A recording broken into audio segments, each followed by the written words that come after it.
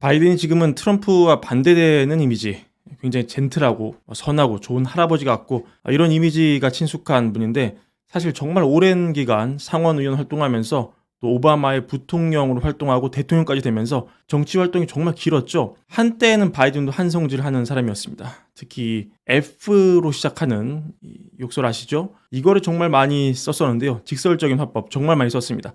유명한 일화 몇 개만 가져와 봤는데, 2009년 이라크 방문 당시에 정말 이 이라크에서 일어난 일에 화가 난다, 이 땡땡땡들이 뭐하고 있는지 모르겠다, 이런 욕설 좀 썼고요. 2014년 교통 예산 관련 연설을 하다가 인프라 문제를 지적하면서 미국 공항이 정말 제3세계 수준이다, 형편없다, 왜 여기에 투자 안 하는지 모르겠다, 이거 정말 미친 짓이야, 이런 발언도 했습니다. 그리고 가장 알려진 사례가 이건데, 오바마 케어가 통과된 직후였죠. 당시 바이든 오바마의 부통령이었습니다. 이때 바이든이 오바마 대통령한테 가서 이거 정말 큰 건이다, 빅 퍼킹 딜이라고 이렇게 얘기도 했습니다. 이게 그 사운드가 마이크로 잡히면서 이 발언이 세상에 알려지게 됐죠. 세상에 유명한 기자들이 몇 있습니다. 이분 유명한 기자 거론할 때 빠질 수 없는 분입니다. 닉슨 사임을 불러일으킨 워터게이트 특종 기자 밥 우드워드죠. 이분이 또 15일에 책을 내는데요. 15일에 이 전쟁이라는 제목의 책을 냅니다. 이 원고를 미리 입수한 신문사들이 책 내용을 소개하고 있습니다. 여기에 바이든이 이스라엘의 네타냐후한테 한 욕설이 들어있어서 화제를 끌고 있습니다. 지난 4월에 네타냐후가 미국 통보 없이 하마스와 전쟁을 하기 위해서 팔레스타인 남부 라파에 이스라엘 군을 보냈죠. 이때 바이든이 측근한테 이렇게 얘기를 했다고 합니다. Son of the bitch. 위로 치면 이제 개자식이죠. 정말 bad fucking guy. 정말 나쁜 놈이다. 이렇게 얘기를 했다고 합니다. 한마디로 이스라엘이 전혀 미국과 공조 없이 독자적으로 군을 움직여서 본인의 정치적인 입지를 강화하는 것에 대해 불만이 너무 많은 것이죠. 지난 7월에 헤즈볼라 고위층 암살 났을 때는 비비랑 이제 얘기를 하면서 What the fuck 이랬다고 해요. 그리고 사석에서 정말 그는 fucking liar다, 이렇게 얘기도 했다고 합니다. 이런 게 이 책의 내용에 다 담겨 있는 내용입니다. 이렇게 바이든이 네타냐후에 대해서 계속 이 F로 들어가는 욕을 한다는 얘기는 결국 이 바이든이 네타냐후를 전혀 통제하지 못하고 있다는 그런 얘기가 되겠죠. 마침 오늘 헤즈볼라와 싸우고 있는 이스라엘의 네타냐후와 바이든이 8월 이후 첫 전화 통화를 했습니다. 원래는 이스라엘 국방장관이 미국 워싱턴 DC에 와가지고 국방장관끼리 만나서 뭔가를 조율하려고 했지만 네타냐후가 못 가게 했고 결국 정상 간 전화통화로 연결이 됐습니다. 무슨 얘기를 했는지는 알려지지 않았습니다. 하지만 제가 서두에 바이든 욕설 얘기를 계속 해드린 이유는 네타냐후가 1년 넘게 바이든 말을 전혀 안 듣고 있는데 새삼 지금 임기를 몇 달 남기지도 않은 바이든 얘기를 과연 네타냐후가 들을 수 있을까 하는 본질적인 질문입니다. 네타냐후가 중동 전쟁을 확산시킬수록 내부 지지율은 더 올라가고 있고 급기야 이스라엘은 레바논 넘어서 시리아 수도 다마스커스의 한 건물을 공격했습니다. 시리아 언론에 따르면은 여성과 어린이를 포함해 7명이 사망을 했는데, 이것만 보더라도 네타냐후가 지금 원하는 것은 확전이지 휴전이 아닐 가능성이 더 높겠습니다. 지금 월저널 보도에 따르면 계속 미국은 말리고 있거든요. 중동에서 미국 총사령관 개념인 이 쿨라 육군 대장이 지난 일요일에 또 이스라엘을 심지어 방문해서 이스라엘 국방장관과 고위 군 관계자 만나서 이란 핵시설이나 석유시설 타격하지 말라고 얘기도 했습니다. 하지만 중요한 거는 이스라엘이 미국 말을 안 듣는다는 거예요.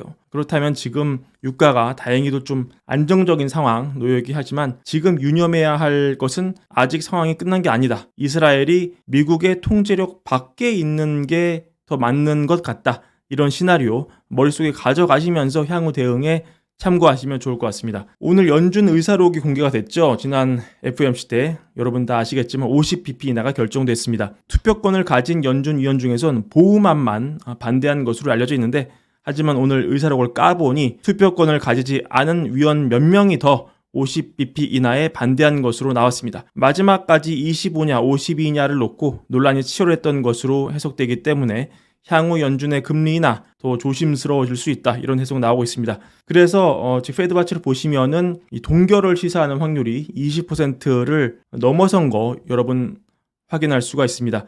이와는 별도로 오늘 댈러스 페드의 로건 연은 총재가 연설을 했는데 금리 인하의 불확실성에 대해서 너무나 정리를 잘했습니다. 그냥 이거 자체로 브랜비어 쓰면 될 것 같은데 요약을 좀 해보자면요. 이런 겁니다. 모든 게 너무나 불확실하다. 물론 인플레는 굉장히 많이 잡혀서 인플레와 노동 모두 심각하게 과열된 상태가 아니라 연준 목표에 가까워지고 있는 건 맞다. 그런데 여전히 마음을 놓을 수 없는 이유 중 하나가 일단 인플레를 봤을 때 여전히 이 상승 위험은 줄었지만 2% 위에서 고착화될 우려가 있다. 왜 그러냐? 일단 총수요가 현재 대부분의 예측이 가정하는 것보다 강력할 수 있다. 왜? 소비와 GDP의 회복력이 예기치 않게 강한 수요로 연결될 수 있고 게다가 증시가 지금 사상 최고치에 가깝다. 신용 스프레드도 낮다. 한마디로 뭡니까 여러분? 지금도 경기가 너무 좋은데 여기서 금리를 더 내리면 총수요가 더 자극되어서 이게 물가를 자극할 우려가 남아있다 이런 얘기죠. 또한 공급망과 이 지정학적 갈등에서 오는 인플레 위험도 마음을 놓을 수가 없는데 얼마 전 한국 파업이 조기에 종식이 됐지만 이것도 1월에 다시 협상하기로 되어 있기 때문에 변수가 남아있다. 그리고 중동에서의 갈등, 소개해드린 이런 전쟁 여전히 이 갈등이 골칫거리 남아있다. 그러면 노동을 봤을 때 이건 위험이 없느냐? 지금 노동시장 균형 가까워 보이지만 이것도 문제가 있다. 지난 1년 동안 실업률 상승은 이거는 괜찮아. 왜냐하면 이게 주로 노동력 증가와 채용 둔화 때문이지 더 많은 사람들의 직장을 잃어서가 아니기 때문이다.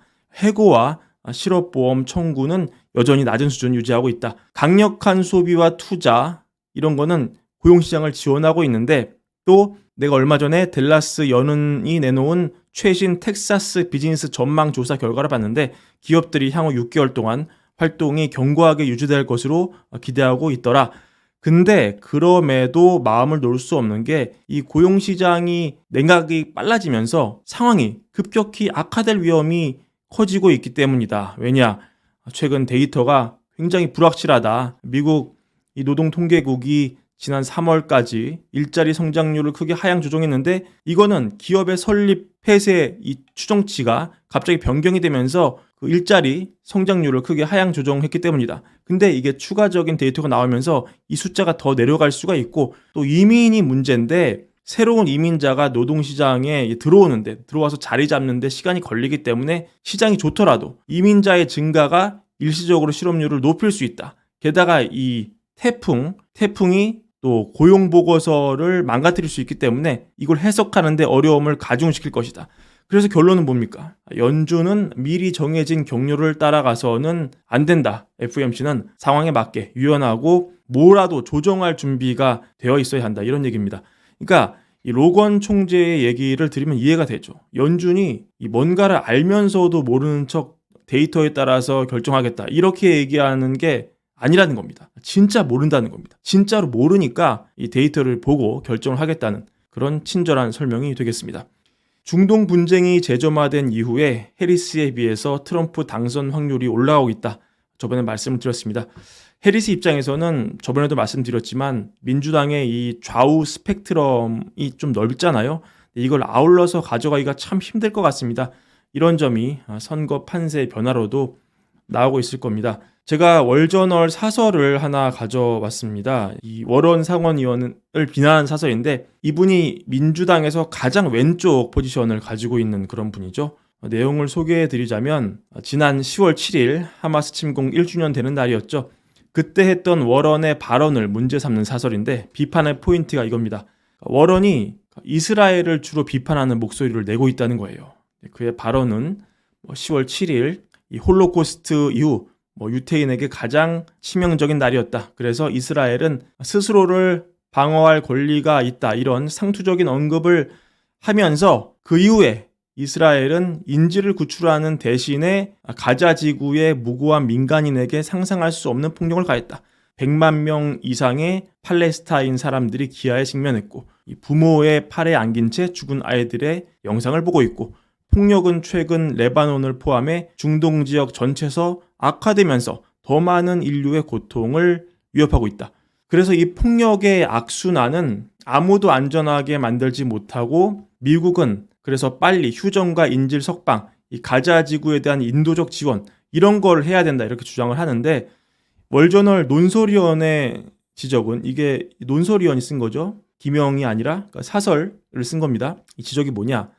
여기서 폭력의 악순환 이론이 등장을 하는데, 이거는 그 이스라엘이 자국민을 살해하려는 사람들에 대응하는 걸 멈추면은 폭력이 끝날 거라는 그런 생각이다. 그러니까 이런 얘기를 하면서 레바논에서 이스라엘이 폭격을 중단하기 전에 헤즈볼라가 이스라엘 마을과 도시로 8,000개의 미사일을 발사했다는 내용은 없고, 또 이란에 대한 언급도 없고, 하마스가 팔레스타인 사람들을 민간인 방패로 사용하고 있다는 그런 언급도 없다. 한마디로 굉장히 순진한 견해이고, 자국민을 전멸로부터 보호하려는 동맹국을 그들을 전멸시키려는 적보다 더 많이 비판하고 있다. 이거는 반 이스라엘 사고방식이 작동하는 그런 방식이다. 이렇게 썼습니다. 이 내용이 맞고 틀리고를 떠나서 미국의 슈퍼 메이저 매체 월저널이 이런 사설을 쓸 정도로 엘리자베스 워런의 생각은 미국의 일부 어떤 계층의 강한 비판을 받는 그런 내용이라는 겁니다. 그리고 분명한 것은 워런은 민주당에서 굉장히 영향력이 있는 거물급 정치인이고, 이런 워런을 지지하는 유권자들도 엄연히 민주당의 당원이고, 따라서 해리스가 참 이 반이스라엘 진영과 친이스라엘 진영 모두를 끌고 가기가 너무나 어렵고 고될 거라는 그런 얘기가 되겠습니다. 자, 오늘 준비한 브랜비의 영상 이것으로 마무리하고요. 월거월브 구독과 좋아요, 많은 사랑도 함께 부탁드립니다. 감사합니다.